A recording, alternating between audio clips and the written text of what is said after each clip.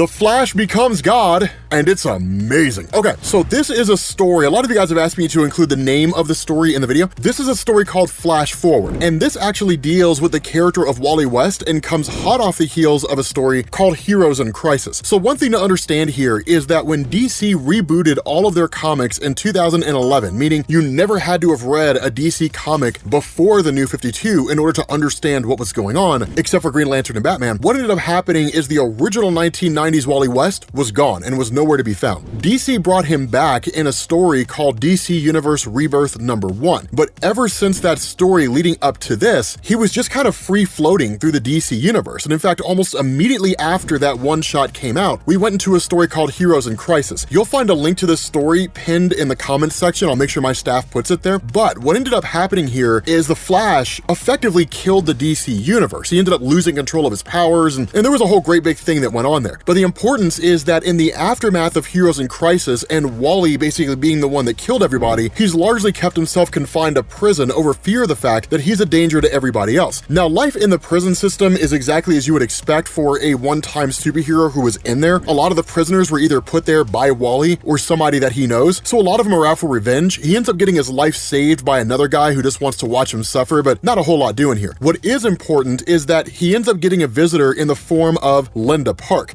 Now, back in the 1990s, Linda Park was the wife and even the mother of Wally's children, Jai and Iris. And that's where things got really interesting after his return to DC Comics, because basically nobody remembered him. We ended up finding out that the reason why everybody forgot was because Dr. Manhattan from the Watchmen universe basically rewrote the history of the DC universe. And one of the things that he had done is he had basically removed Wally West and put him in the Speed Force. So even when he came back, because of the fact that Dr. Manhattan had meddled with everything, his kids were missing, nobody knew where they were, Linda Park did not ever remember having been married to him, and Barry only was able to bring him back because at the very last moment, Barry remembered who Wally was and was able to pull him out of the Speed Force. But that's why Wally is kind of a man almost out of time, right? He's in a world that should remember him, but nobody does. And so even when he's talking to Linda Park, he has like this drive and inclination to refer to her as his wife, to talk about the life that they had together. And in fact, he almost tried that, and I think he actually did try that. I'm not going to swear by that, right? Like 100% headcanon on that one, so we're not going to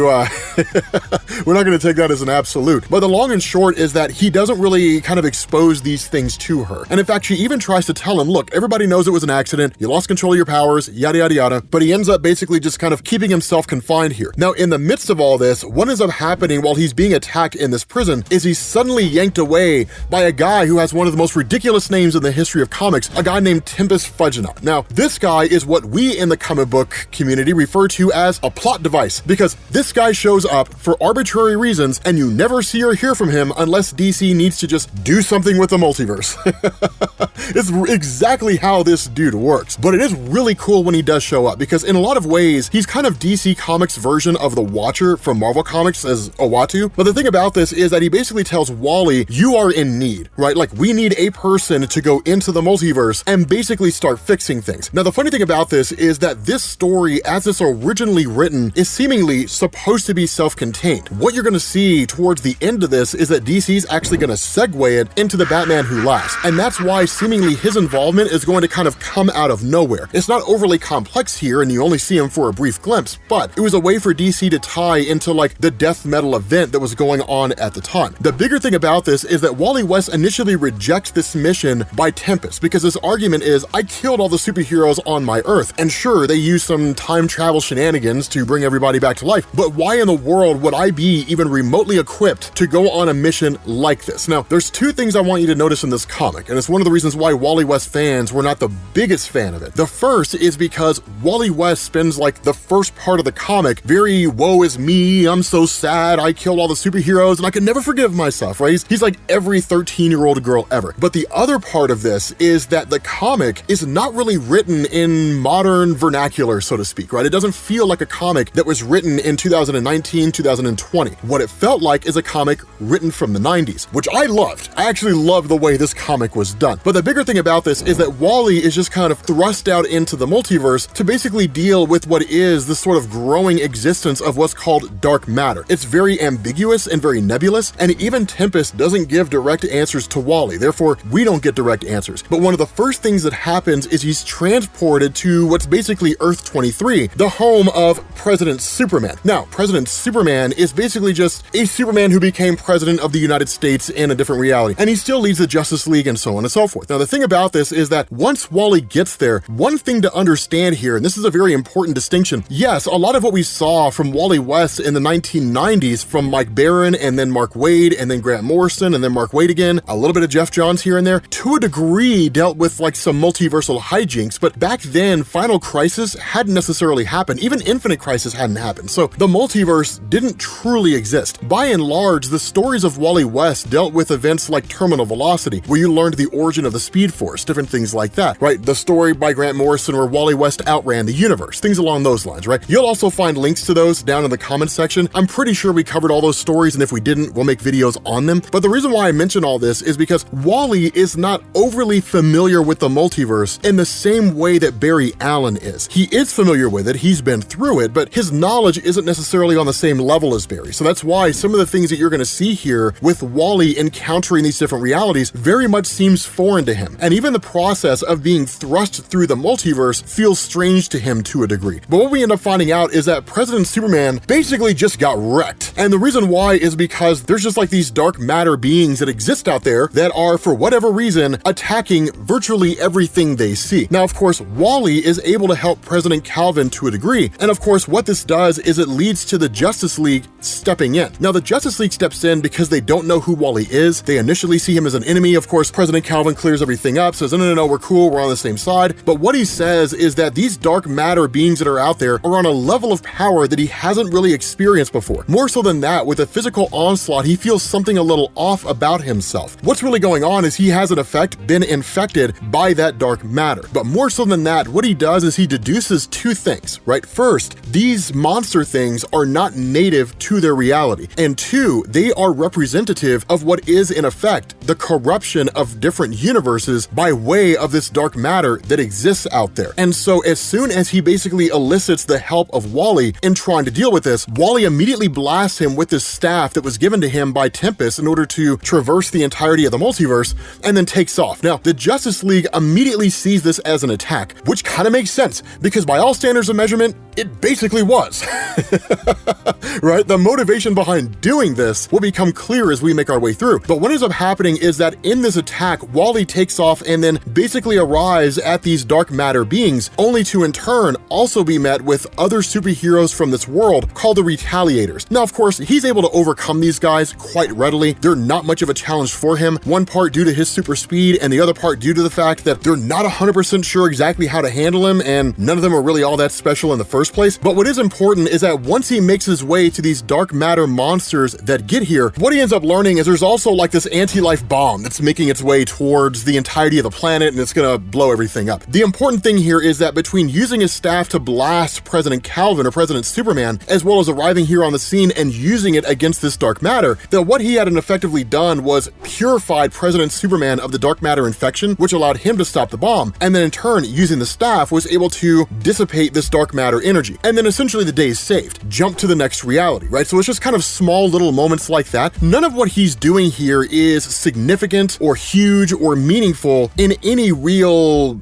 important way. And that's one of the reasons why the story was kind of met with mixed reactions, because people saw it and they were kind of like, I mean, there's a lot more that DC could have done here besides what we ended up getting in the here and now. But the other part of this is that once he jumps to the next reality, you have all these different people who were basically being dumped out of a giant cruise ship by Superman. And once he gets to where Superman is, he ends up finding out it's a vampire Superman. So this is the reality in DC Comics, which the numerical designation I don't remember, but it's the reality where basically all the superheroes are vampires. Now, Superman does this because he's like, my vampire people need to eat, right? That kind of thing. But the other cool thing here is that Wally basically beats Superman within an inch of his life. And in fact, he even deduces that while this Superman does have the same strengths and weaknesses of the Superman that he's used to, including green kryptonite, the vampire aspect of him offers an additional weakness that he wouldn't normally have. That, of course, being wood. Now, under normal circumstances, trying to stab Superman in the chest with wood, it does allow Wally Wally to basically stab Superman with pieces of wood, and then at the very least subdue him, only to be met by the Barry Allen, the Flash of this universe, who's also a vampire. Now again, hunting down this kind of dark matter, you end up having Wally kind of fighting Barry to a degree, and then in the middle of this, you end up having the two of them being met by Roy Harper. Now, at the moment that Roy Harper appears, this actually leads to Wally using the Speed Force to basically incinerate Barry Allen, right? To destroy him on the spot. But when Roy Harper shows up here in this reality, he's a vampire hunter. He's one of the very few people out there who are not infected. And so working alongside Wally, who he doesn't initially trust, he ends up taking Wally to the location of what is believed to be this dark matter within the universe. When they get there, they end up finding out that it's in the one place you would probably expect it to be, the Batcave. Because when you have a dark and brooding Batman who just sits around all day smoking cigarettes listening to The Cure, of course dark matter energy is going to coalesce there. So what ends up happening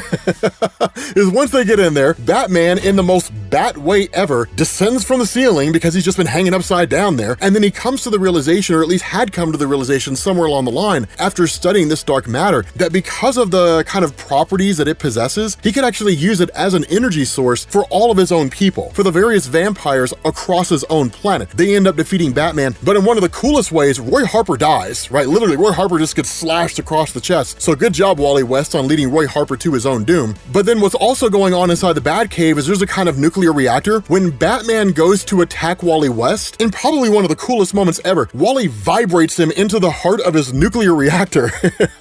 Now, that's one of the things that I do want to establish here, right? And it's actually one of the big differences between Wally West and Barry Allen. So depending on who you talk to, and this is a debate that's been raging since like the 1990s, right? Wally West fans versus Barry Allen fans, who's more powerful? In general, Wally West is largely considered to be more powerful than Barry Allen, because where Barry Allen quote unquote taps into the Speed Force, Wally West does what's called mainlining the Speed Force, meaning he's part and parcel to the Speed Force itself, almost like a physical manifestation of it. Not only that, Wally West also has abilities that Barry didn't initially have, but has gained over the years, being able to give his Speed Force to other people, right? Being able to vibrate in ways that Barry Allen simply couldn't do. The infinite mass punch, right? Things along those lines. And so the kind of things that you're seeing Wally West pull here aren't necessarily things that DC's just pulling out of their backside because the plot demands it. It's powers and abilities that Wally's had for decades within DC Comics. So it's stuff that's been around for a long, long time. Now, of course, Roy Harper ends up dying, which, you know, it's Roy Harper, like the guy always dies. But following this, he ends up jumping to another reality where you basically have Super Demon Etrigan. Now, things are a little murky here because it's not just one reality that Wally West is visiting here. In fact, it's two realities that are being merged together by the dark matter energy that is permeating throughout the entirety of the multiverse. Now, this is a universe known as Earth 13. This is a reality where, in effect, you don't really have traditional superheroes the way you know them, right? So you don't have Superman, you've got Super Etrigan. But in effect, magic and sorcery rule the landscape here. But the cool thing here is that when Wally starts to realize that something bigger's going on, he's yanked away by Tempest Fudgenaut, who basically gives him the bigger picture and saying, you're not dealing with just one reality here, you're dealing with two. So what you're gonna have to do is find a way to quite literally push universes apart. Now again, referencing Grant Morrison's Terminal Velocity, Wally West outrunning the universe, these are things that even on some level he's tapped into before. But basically harnessing the ability to separate entire universes is no small thing, and in fact, it's an incredibly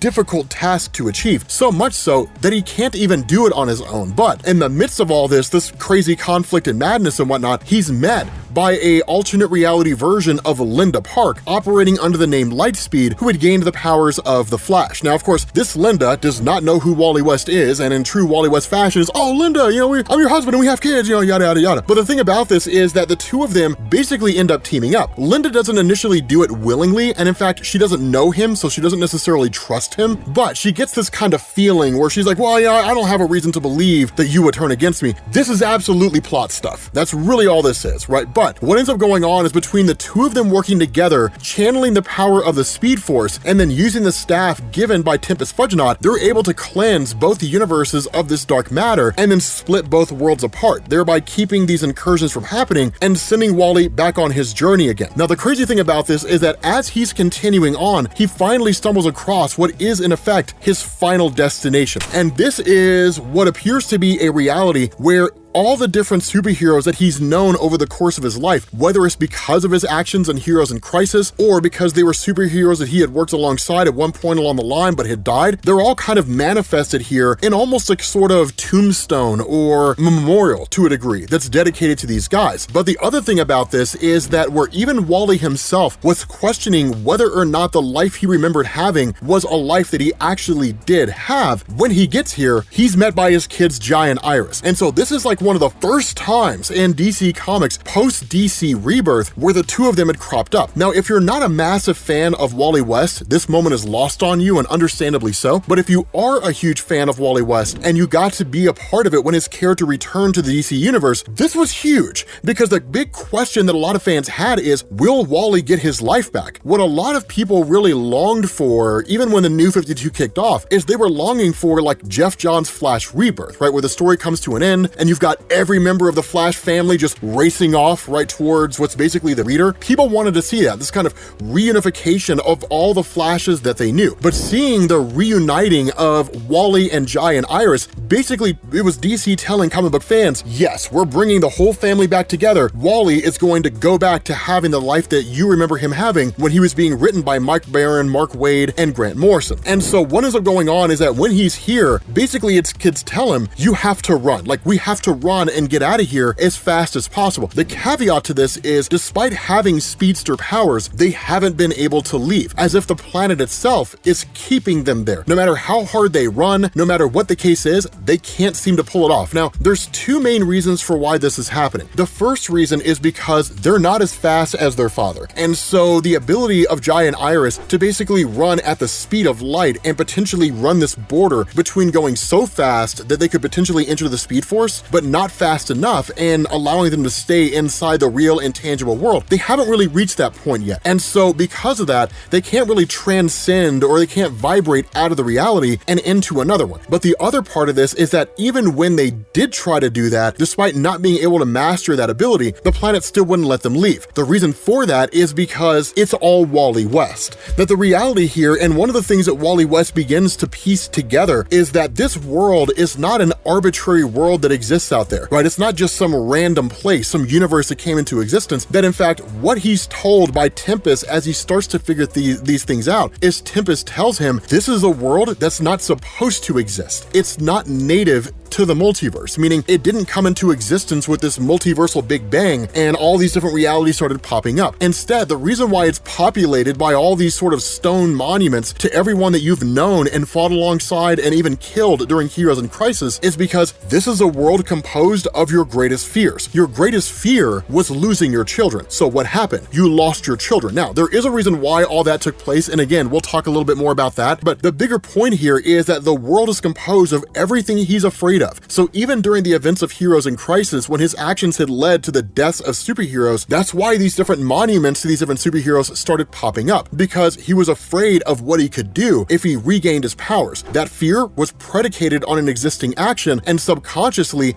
he started feeding it into this world that he has been unintentionally creating. All this dark matter that exists out there is his fear taking on a physical manifestation and permeating all of creation. Now, the other reason why Wally's able to figure so much of this out is that even where Tempest was very, very cloak and dagger about information that he could give him and simply just chose not to, that when the time came when Wally tried to use his powers and realizing the world was created by him to basically undo the world itself by eradicating all this dark matter energy, in the midst of it all, he was suddenly met by the arrival of the Mobius chair. Now, the Mobius chair is one of these artifacts in DC Comics that pops up and is relative to whatever story is being told at the time. A good example of this, Darkseid War, right? The Mobius chair was just a chair that was housed by Metatron, that he would just travel around the multiverse and he would chronicle everything he saw and basically store it within the Mobius chair as a kind of library with infinite books inside. And then in turn, Metatron was basically taken out. And so what ended up happening is the Mobius chair has not really had an inhabitant ever since. Batman did have it for a period of time, which is one of the things that DC used to go into a story about the three Jokers when Batman realized there were actually 3 different Jokers, which is why his identities seem to shift around. But the bigger thing about this is that once Wally realizes and even enters the chair to a degree,